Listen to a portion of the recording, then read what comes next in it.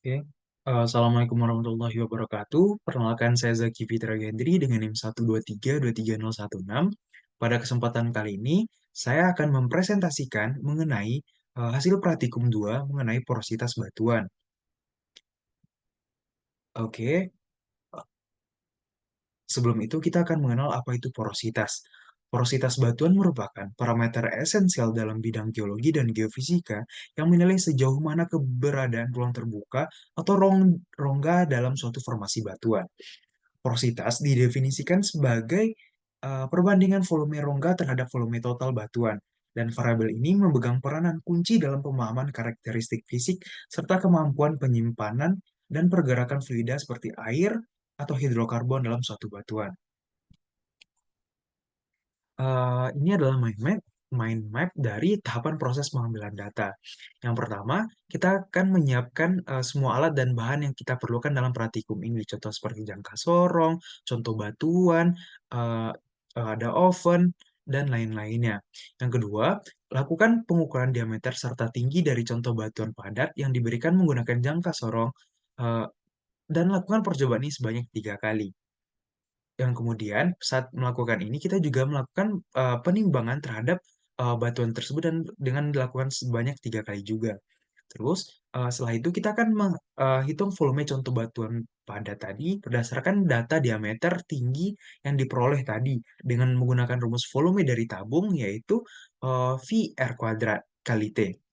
Yang keempat, kita akan melakukan yang keempat, memasukkan contoh batu yang telah ditimbang tadi ke dalam disikator, yang mana alat ini digunakan untuk perendaman untuk memastikan rongga pada dalam batuan terisi penuh oleh air, atau dapat kita bilang sebagai kondisi jenuh air. Dan lakukan proses ini kurang lebih selama 2 jam.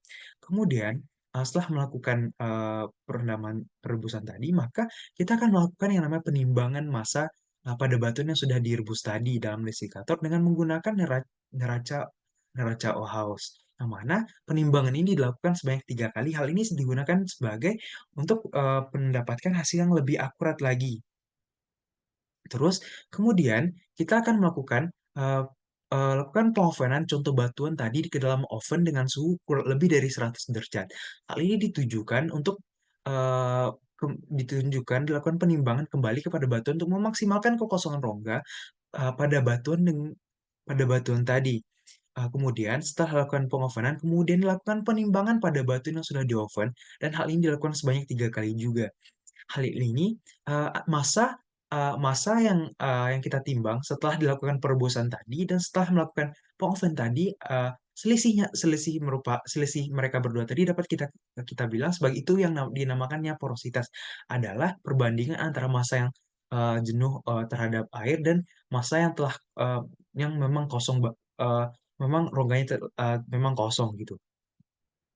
Terus dengan hal ini kita didapatkan hasil bahwa sampel A memiliki volume pori yaitu 5,6 cm/3, dengan volume total 35,662, dengan didapatkan porositas sebesar 15,9%, dan PCE3 0,6, volume porinya, volume totalnya 17,93, sedangkan porositas 3,8%. Dan PE1-nya memiliki volume pori 1,57 cm pangkat 3, sedangkan volume total 17,83 cm pangkat 3. Dan dengan hal ini porositas didapatkan bahwa 8,83%.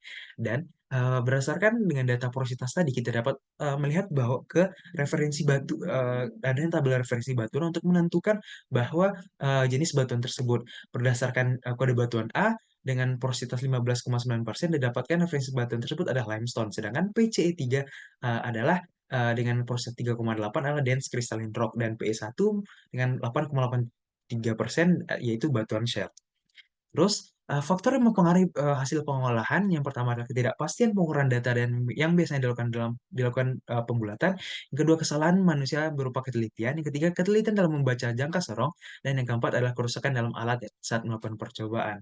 Sekian hasil presentasi dari saya. Saya akhiri dengan wabillahi taufiq wal hidayah. Wassalamualaikum warahmatullahi wabarakatuh.